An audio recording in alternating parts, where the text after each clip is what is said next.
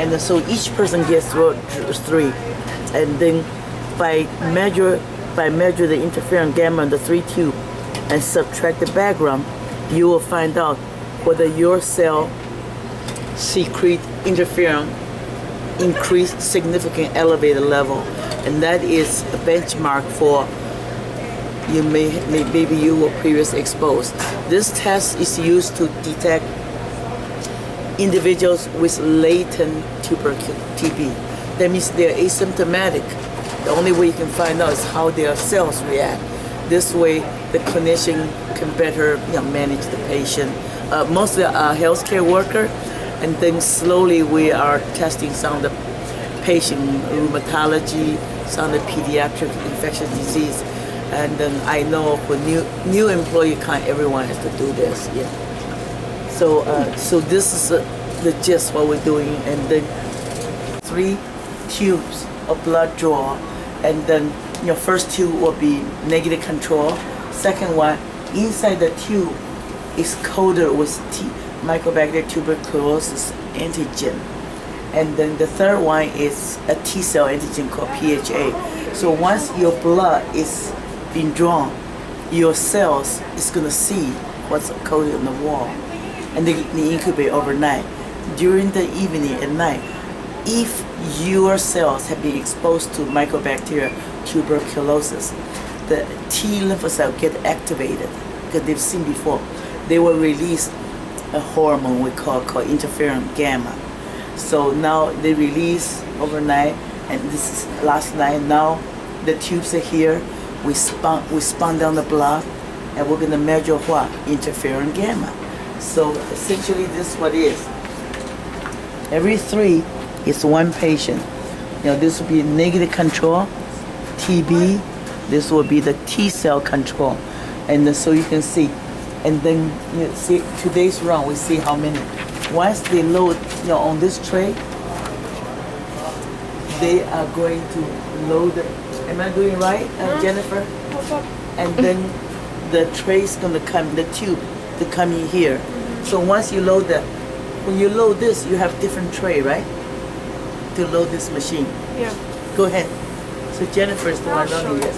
Yeah, well, no, Atlanta's here today. We're just. I know, but you can tell us. Yeah, there's 4 trays, 1 tray for each batch. The barcode reader's here, so this little arm comes down.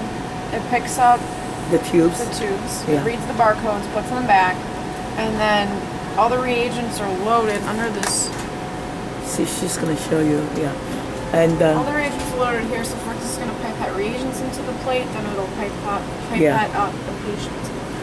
So Sarah, notice each tube, your tubes lined up, but this is the red. Yeah. See.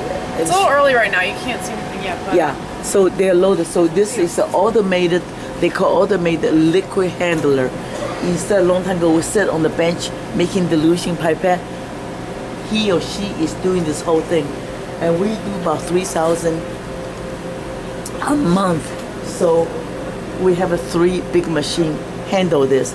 So once they come in here, they take they take the sample, eventually load it on microtiter plate, and so maybe we can take that when they go to the next stage, and then they're gonna measure the amount of interferon gamma, and then the result automatic interface with reporting actually goes out to the clinicians. When you have a reaction, so let's say here's a well, right? And the bottom of the well is going to be interferon gamma. And it's coded. No, I'm the antibody against interferon gamma is coded. That's what we're purchasing in the bottom of the new well. You add the patient sample in there, and if the patient sample is positive, patient exposed positive, patient sample is going to bind with the bottom of the well, stick there, but you can't see it, it's invisible. So what you do, we add the second, we call conjugate. It's an antibody. So we're gonna add antibody. Normally, I need to check. Normally, something like goat anti-human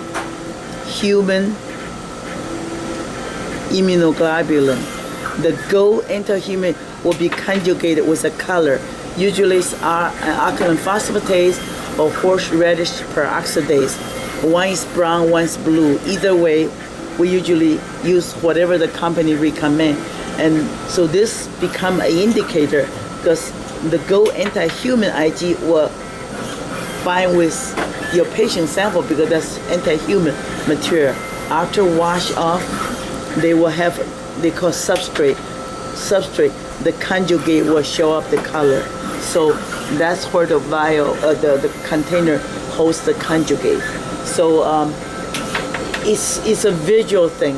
So you can see your result, and when they measure, you see all the number, they measure the intensity of the color at the end. The higher the color, more the interferon gamma. So it's sort of a simple concept, but since we're doing hundreds, thousands, so the reagent come into a vessel. So that's one good question. Let me show you the result. So as I explained to you, there's no patient. As I explained to you, each person, each sample, each patient gonna have background. This is control.